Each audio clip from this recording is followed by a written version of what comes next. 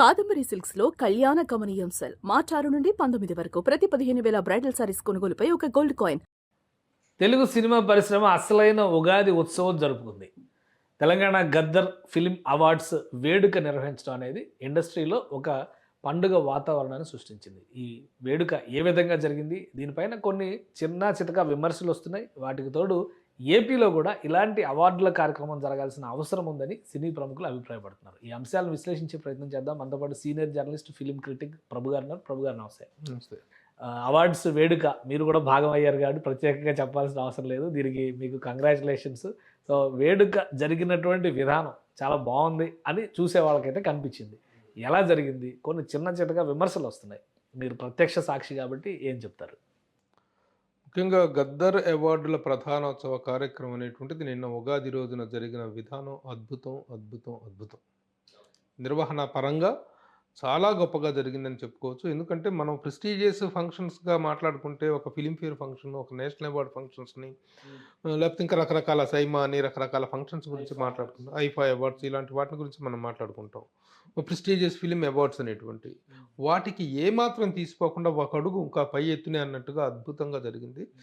ఒక కార్పొరేట్ స్టైల్లో సినిమా ఇండస్ట్రీలో అవార్డ్స్ అంటే ఇంతకుముందు ఏదో ఇస్తున్నామా వాయినం, పుచ్చుకుంటున్నామా అన్న వాయినంగా సాగినటువంటి సందమే తప్ప ఈ ఈ అప్డేటెడ్ సిచ్యువేషన్స్లో, ఈ అడ్వాన్స్డ్ డేస్లో కూడాను గతంలో లాగా త్యాగరాయగాన సభలో కార్యక్రమాలు చేసినట్టుగా కాకుండా చాలా ఏకంగా రెడ్ కార్పెట్ వేసి వీళ్ళు వచ్చిన వాళ్ళందరికీ ఇక్కడ ఫోటో షూట్స్, అక్కడ అవార్డు దగ్గర నుంచి దిగిన దగ్గర నుంచి లోపలికి వెళ్ళేదాకా ద వే దే రిసీవ్డ్ తీసుకెళ్ళింది అంతా చాలా బాగా జరిగింది. అక్కడ లోపల జరిగిన కార్యక్రమాలు కానీ, కల్చరల్ ప్రోగ్రామ్స్ కానీ ఇవన్నీ చాలా చాలా గొప్పగా జరిగినాయి.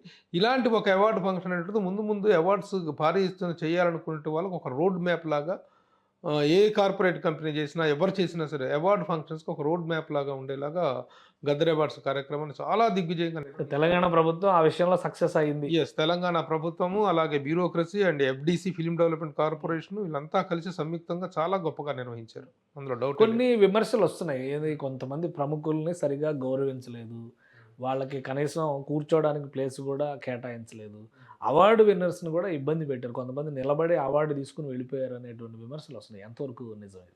ఇది మాత్రం నిజం. ఎందుకంటే వాళ్ళు ఒక రాంగ్ ఎస్టిమేషన్లో ఉన్నారు.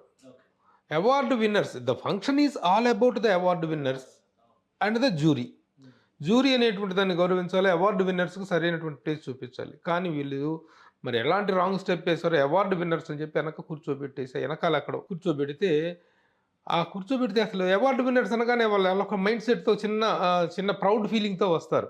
ఆ ప్రైడ్ ఫీలింగ్తో వచ్చిన వాళ్ళని తీసుకొచ్చేసి పెద్ద పెద్ద వాళ్ళని కూడా తీసుకెళ్ళిపోయి ఆ వెనక కూర్చోండి, ఆ జూరీలో కూడా ప్రముఖులు ఉన్నారు, వాళ్ళని కూడా తీసుకెళ్ళిపోయి ఎక్కడ వెనక కూర్చోబెట్టి ఆ మూలన లెఫ్ట్ సైడు ఫంక్షన్కి రైట్ సైడ్ చివరిలో ఎక్కడో కూర్చోబెట్టారండి.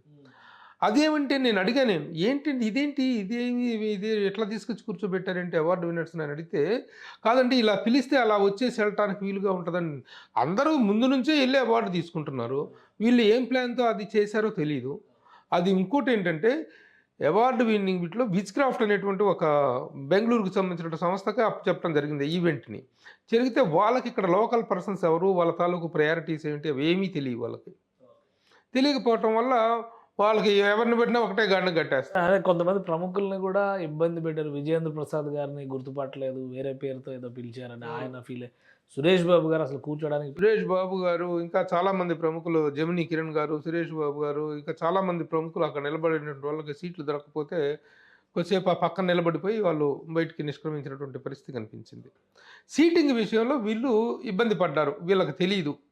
వాళ్ళు లోకల్గా ఉన్నటువంటి వాళ్ళ సహాయం కొంత తీసుకుని ఉండాల్సింది. నిర్వాహకులు ఒకసారి దీనిపైన దృష్టి పెట్టాలి. అదొక్కటి తప్పితే ఆ ఒక్క టైం ఈవెంట్ చేశారు కాబట్టి ఆ ఎక్స్పీరియన్స్ తో ఈసారి లాస్ట్ ఇయర్ ఈవెంట్ చేసిన వాళ్ళు లోకల్గా ఇక్కడ ఉన్నట్టు వాళ్ళు, ఇప్పుడు వాళ్ళకి ప్రతి ఒక్కళ్ళు తెలుసు, ఫేస్ టు ఫేస్ ఎవరి వాల్యూ ఏంటో, ఎవరికి ఐడెంటిటీ ఏంటో తెలుసు. వీళ్ళు అసలు మొత్తాన్ని తీసుకెళ్ళిపోయి వెనకాల కుప్పేస్తున్నారు. ఈ జ్యూరీ అవార్డు వచ్చింది శ్రీకాంత్ కొడుకు హీరోకి, అక్కడ ఆంధ్ర రిత్రిక్ రోషన్ అంటారు అందరు ఆ కుర్రోడ్ని. ఆ కుర్రోడ్ని తీసుకెళ్ళిపోయి అంటే వాట్ నాన్సెన్స్ ఈజ్ అన్నాడు ఒక కుర్రోడు. ఇదేంటి ఇక్కడ తీసుకుని ఎక్కడ కూర్చోవాలి, అక్కడ కూడా సీట్లు, ఆ సీట్లలో విన్నర్స్ కని ఇచ్చిన సీట్లో ఎవరెవరు వచ్చి కూర్చున్నారు. దాంతో అవార్డు విన్నర్స్కి సీట్లు లేవు. అవార్డు తీసుకుందామని డయాస్ మీదకి వెళ్ళేసి వచ్చే లోపల ఈ సీట్లో ఎవరెవరో కూర్చోవటం. ఆ విధమైన డిస్టర్బెన్స్ ఆ పెల్మెల్ మాత్రం బాగా జరిగింది. అయితే ఇది బయటకు ఎవరికి కనిపించదు కానీ ఇంటర్నల్గా కన్ఫ్యూజన్. ప్రతి ఒక్కళ్ళు కూడా award winners and jury members కూడా బాగా ఫీల్ అయినటువంటి సందర్భం ఉంది. అదొకటి ప్రధాన లోపం. అది తప్పితే దాన్ని సవరించుకోగలిగింది. ఉద్దేశపూర్వకంగా ఎవరిని ఇన్సల్ట్ చేయాలనేటువంటి దీంతో కాదు. వాళ్ళు వేసుకున్నటువంటి ప్లేస్మెంట్ అనేటువంటిది కరెక్ట్గా సెట్ చేసుకోకపోవటం, అవార్డు విన్నర్స్ని తీసుకెళ్ళి మూల కూర్చోబెడతాం, సెంటర్లో ఒక ఐలాండ్ లాగా చేసి జ్యూరీ అవార్డుకు ఒక గ్యాలరీ అవార్డు అవార్డు విన్నర్స్ వరకు దాన్ని ఎక్కడో మూల పడేయటం అనేటువంటి దానివల్ల జరిగినటువంటి అసౌకర్యం. నంది అవార్డ్స్ గురించి కూడా ఒక విమర్శ నడుస్తుంది. నంది అవార్డ్స్ మీరు స్టార్ట్ చేయండి, ఆంధ్రప్రదేశ్ ప్రభుత్వానికి మేము చేతులెత్తి దండం పెడుతున్నాం, నారాయణమూర్తి గారు ఆయన కూడా చెప్పారు. ఏంటి నంది అవార్డ్స్కి అక్కడ ఇప్పుడు ట్రోలింగ్స్ ఏమవుతున్నాయి అంటే, ఇండస్ట్రీ అంతా హైదరాబాద్లో ఉంటే నంది అవార్డ్స్ ఎందుకు ఇవ్వాలి అని కొంతమంది, ఈ 10 ఏళ్ళ నుంచి ఏం చేశారు అని కొంతమంది, ఆల్రెడీ 2017-18లో AP government Nandi awards announce చేసింది, పేరు మీద నిర్ణయం తెలంగాణ ప్రభుత్వం తీసుకోలేదు కాబట్టి ఎందుకు చేయాలి అని ఇంకొంతమంది, ఇట్లా రకరకాల విశ్లేషణలు వస్తున్నాయి. ఈ నంది అవార్డ్స్కి సంబంధించి అసలు ఏం చెప్పొచ్చు మనం? నంది అవార్డ్స్ని కూడా పునరుద్ధరించండి, పొరుగు రాష్ట్రంలో కూడా వాటిని పునరుద్ధరించి వాటిని కూడా ఇస్తే పొరుగు రాష్ట్రంలో కూడాను బాగుంటుంది అనేటువంటిది పక్క రాష్ట్రంలో మొన్న మధ్య దానికి ఏదో జీవో కూడా ఇచ్చారు, అవార్డుల పునరుద్ధరణకు సంబంధించి బాధ్యతలు చూడాల్సిందిగా ఫిలిం డిపార్ట్మెంట్కి, సినిమాటోగ్రఫీ మినిస్ట్రీకి అయితే చెప్పారు. అది బట్ ఇంకా ప్రాసెస్ బహుశా జరగలేదు. దాని గురించి ప్రస్తావన ఇస్తే బాగుంటుందని ఒక అభిలాషను వ్యక్తం చేయడంలో తప్పు లేదు కదా.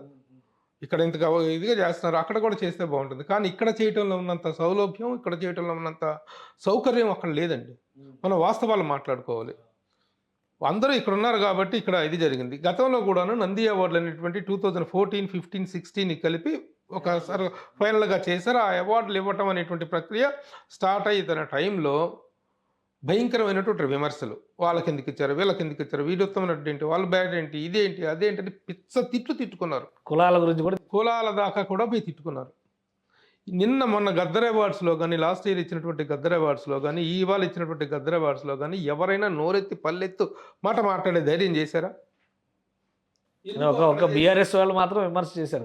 తెలంగాణ వాళ్ళకి అన్యాయం జరిగింది, తెలంగాణ కళాకారులకు అవార్డు. అదేమిటంటే అక్కడ వాళ్ళు చెప్పే సమాధానం ఏంటంటే, ఇది తెలంగాణ ప్రభుత్వం తెలుగు సినిమాలకు ఇస్తున్నటువంటి అవార్డులు, నాట్ పర్టికులర్గా తెలంగాణ సినిమాలకు కాదు, తెలంగాణ ప్రభుత్వం తెలుగు సినిమాలకు ఇస్తున్న అవార్డులు.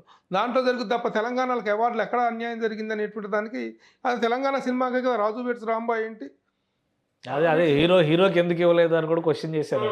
ఇక అన్ని ఇక వాటికి వెళ్తే మనం చెప్పగలం. అంతే, ఇక ప్రతిదానికి కోడిగుడ్డు మీద ఏకలు వేయడం అనేది కాబట్టి రాజకీయాల్లో సహజం. అది వాళ్ళు చేసినటువంటిది. ఇది కానీ మిగతా వాళ్ళు ఎవరు కూడా ఈ అవార్డ్స్ పట్ల ఎలాంటి అసంతృప్తి కానీ ఎలాంటిది కానీ ప్రకటన పట్ల చేయలేదు.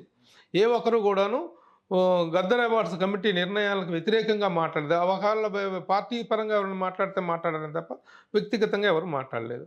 కానీ అదే ఆంధ్రప్రదేశ్లో చేస్తే మాత్రం రచ్చ రంబోల దరిద్రం చేసి పెట్టేశారు. లాస్ట్ టైం 2016-15 అవార్డ్స్ అనౌన్స్ చేసిన రోజున ఎంత రచ్చ చేశారో అంత చేశారు.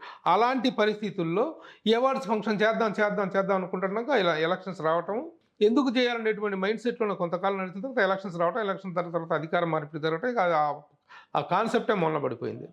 మళ్ళీ వచ్చిన తర్వాత చేద్దాం జగన్మోహన్ రెడ్డి 5 ఏళ్ళు మరి ఏం పట్టించుకోలేదు, ఎవరు అడగలేదు. FDC చైర్మన్ గా ఉన్న పోసాని కృష్ణమురళి గారు కూడా అప్పుడు ఏం ఎవరూ పట్టించుకోరు దానికి. అది FDCలో అక్కడ ఆంధ్రప్రదేశ్లో FDC పోస్ట్ అనేటువంటిది, FDC చైర్మన్ పోస్ట్ అనేటువంటిది ఒక రాజకీయ పునరావాసానికి తప్పితే అక్కడ అభివృద్ధి చేయడం సినిమా చిత్ర పరిశ్రమ నీళ్లతో సహా కూకటి వేళ్లతో సహా ఇక్కడ పాతుకుపోయింది. ఈ పాతుకుపోయిన దానికి అక్కడ మళ్ళీ FDC అని పెడితే అక్కడ కేవలం జరిగే షూటింగ్లకి ఒక సౌలభ్యాలు సౌకర్యాలు ఏర్పాటు చేయడానికి తప్పితే ఇండస్ట్రీని తీసుకెళ్ళి ప్రతిష్ఠించడం అనేటువంటిది జరిగే పని కాదు. హైదరాబాద్ అనేటువంటిది మాత్రమే ఇండియన్ సినిమాకి హబ్గా తీర్చిదిద్దడానికి అవకాశాలు ఉన్నాయి కాబట్టి ఆ ఛాన్స్ రేవంత్ రెడ్డి గారు తీసుకొని చేస్తున్నారు. దీన్ని తీసుకెళ్ళిపోయి అక్కడ చేసేసి అలంకారప్రాయమైన పోస్టులు, అలంకారప్రాయమైనటువంటి కిరీటాలు పెట్టాల్సిన అవసరం లేదు. అది కానీ ఈ విషయం మరి ఇండస్ట్రీలో ఉన్న పెద్దలందరికీ తెలుసు కదా. ఆ ప్రభుత్వం అవార్డులు ఇవ్వలేదని ఎందుకు ప్రశ్నిస్తున్నారు? అసలు ఇండస్ట్రీ ప్రశ్నిస్తున్నారు, కరెక్టే ప్రశ్నిస్తున్నారు. కానీ దానికి ఉన్నటువంటి సౌలభ్యాలు ఏంటి, సౌకర్యాలు ఏంటి? ఒక చిన్న మీటింగ్ పెడితేనే ఇక్కడ నుంచి ఎవరు వెళ్ళరు, వీళ్ళందరినీ ఇక్కడి నుంచి తీసుకొని వెళ్ళిపోయి ఇక్కడ లోకల్గా ఉన్నటువంటి కార్యక్రమాలకు రమ్మంటేనే ఎవరు రావట్లేదు. ఈ రోజున గవర్నమెంట్ ఇంత ఇనిషియేటివ్ తీసుకుంటుంది కాబట్టి ఇంత ఫుల్ అటెండెన్స్ ఉంది. దీనిపైన కూడా జరిగింది కదా, అందరితో మీటింగ్ పెట్టి రేవంత్ రెడ్డి గారు ఒక లైన్ సెట్ చేసినాకే కదా సెట్ చేసిన తర్వాత కదా వచ్చింది. ఎవరికి ఎంత బొట్లు పెట్టి పిలిస్తే మాత్రం వెళ్తున్నారు అక్కడికి ఆంధ్రప్రదేశ్కి. చిన్న చిన్న సమస్యల చర్చలకు వెళ్ళటానికే వాళ్ళని పిలిచారా, వీళ్ళని పిలిచారా, వాళ్ళు ఎందుకు వచ్చారు, వీళ్ళు ఎందుకు వచ్చారు. ఇక్కడ నుంచి ఒక రిప్రజెంటేషన్ ఎలా అంటే మన ఆయన్ని కలుసుకోవాలంటే ఇక్కడ రేవంత్ రెడ్డి గారిని కలుసుకోవడానికి ఉన్నటువంటి ఫ్రీడమ్ కానీ ఉన్నటువంటి దిల్ రాజు గారు ఉన్నారు కదా మధ్యలో ప్లాట్ఫామ్. అక్కడ ఏదైనా చేయాలి అనుకుంటే ఒక అపాయింట్మెంట్ తీసుకోవాలి. ఇప్పుడు పవన్ కళ్యాణ్ గారిని కలవాలన్నా కానీ, లోకేష్ గారిని కలవాలన్నా కానీ, ముఖ్యంగా చంద్రబాబు నాయుడు గారిని కలవాలన్నా ఒక అపాయింటెడ్గా వెళ్ళాలి కదా. వెళ్ళాలంటే ఇక్కడ అందరిని కూడా వేసుకొని వెళ్ళాల్సిన అవసరం ఉంది. ఈ రకాలైనటువంటి ప్రాక్టికల్ ప్రాబ్లమ్స్ ఉన్నాయి. అందువల్ల తప్పితే అంటే ఒకటి అక్కడ ప్రభుత్వం ఇవ్వాలనుకున్నా కానీ ఇన్ని ప్రాబ్లమ్స్ ఉన్నప్పుడు ఇవ్వలేని పరిస్థితి. కానీ మరి ఇండస్ట్రీలో ఉన్న వాళ్ళు ఎందుకు అక్కడ ప్రభుత్వాన్ని విమర్శిస్తున్నారు? ఇండస్ట్రీలో ఇది ఒక రాజకీయ కోణమా? మీరు ఇందాక నంది అవార్డుల గురించి ప్రస్తావించారు. నంది అవార్డులు అనౌన్స్మెంట్ అవగానే అలాంటి విమర్శలే వచ్చినాయి. అప్పుడు మళ్ళీ ఇప్పుడు అక్కడ ప్రభుత్వం నడుస్తున్న దాని మీద మళ్ళీ ఇక్కడ విమర్శలు చేశారు. వ్యవస్థలు ఏమో సహకరించే పరిస్థితి లేదని చెప్పారు. ఇప్పుడు ఇంకోటి ఏంటంటే ఆర్థిక పరిస్థితి అనేటువంటి దాన్ని కూడా ప్రాధాన్యత అంశాలను కూడా లెక్కలోకి తీసుకోవాల్సిన అవసరం ఉంది. ఇప్పుడు ఆంధ్రప్రదేశ్ ప్రభుత్వంలో ఉన్నటువంటి ఆర్థిక పరిస్థితులు కూడాను ఇంత బడ్జెట్లో ఇది చేయగలిగినటువంటి పరిస్థితుల్లో లేదు.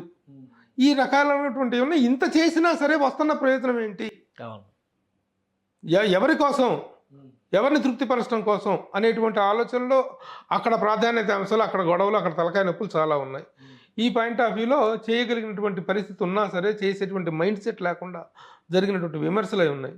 కాబట్టి వీటన్నిటిని తండ్రుకొని చంద్రబాబు నాయుడు గారు ఇనిషియేషన్ తీసుకొని అక్కడ కూడా చేస్తారంటే ఎవరు కాదన్నారు? చేయాలని సూచనప్రాయంగా చెప్పడంలో తప్పేమి లేదు. చిరంజీవి గారు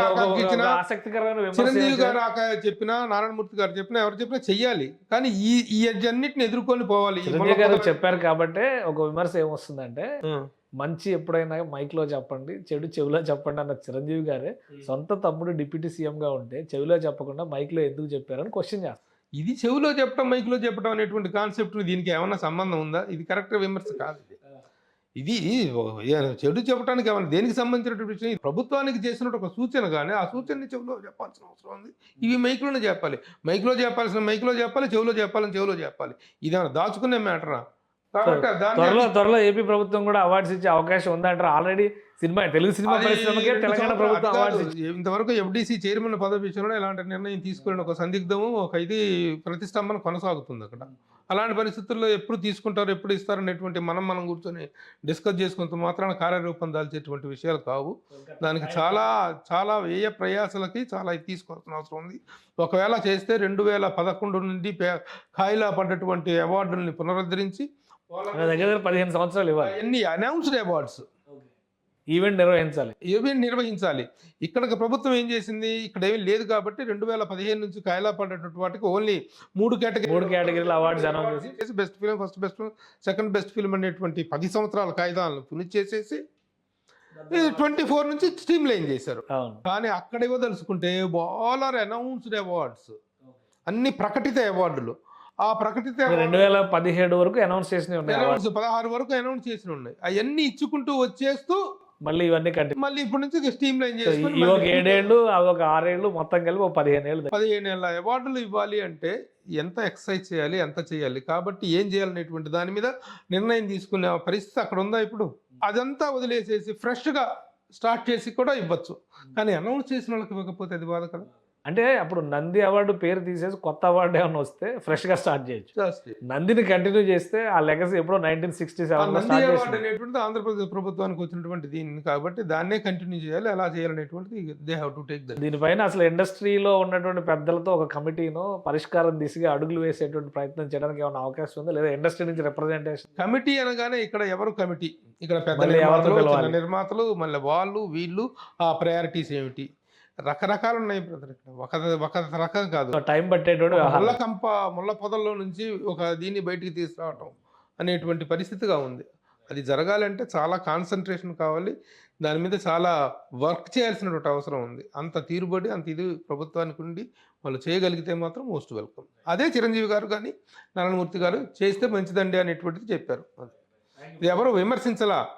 ఇది మీరు అన్నారు విజ్ఞప్తి, సూచనప్రాయకంగా చేసిన విజ్ఞప్తే తప్ప అది విమర్శ ఏముంది? చెయ్యండి అనే విజ్ఞప్తి చేయటమే జరిగింది. అది రైట్. థ్యాంక్ యూ ప్రభు గారు విశ్లేషణ అందించినందుకు. ఇది గదర్ అవార్డ్స్ కార్యక్రమం అద్భుతంగా జరిగింది. గతంతో పోలిస్తే కూడా ఈసారి కార్పొరేట్ స్టైల్ ఈవెంట్ చేయడంలో తెలంగాణ ప్రభుత్వం సక్సెస్ అయింది. కాకపోతే అక్కడక్కడ చిన్న చిన్న సమస్యలు ఉన్నాయి, వాటిపైన దృష్టి పెట్టాల్సిన అవసరం ఉందంటారు. ఇక ఆంధ్రప్రదేశ్ ప్రభుత్వం నంది అవార్డులని పునరుద్ధరించాలంటే అనేక సమస్యల చిక్కుముళ్ళు ఉన్నాయి దాని చుట్టూ.